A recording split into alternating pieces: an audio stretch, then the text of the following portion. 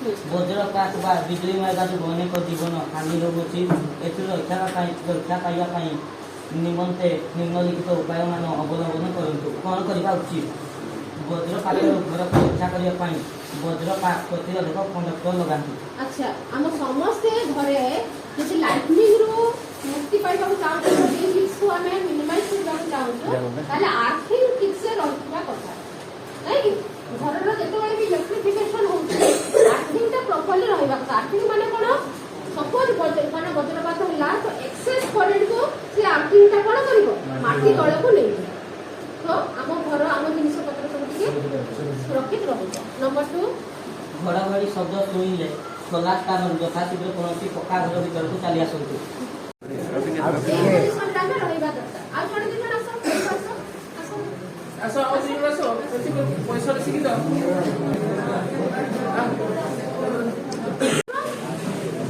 ପାଣି ବାହାରି ପାରିବନି, ଓଲଟା ତ ନାକ ବୁଲିକି ଆହୁରି ପଶିଯିବ ହେଲା। ସବୁବେଳେ ଚେଷ୍ଟା କରିବାଟା ମୁହଁଟାକୁ ସାଇଡ କରିବା।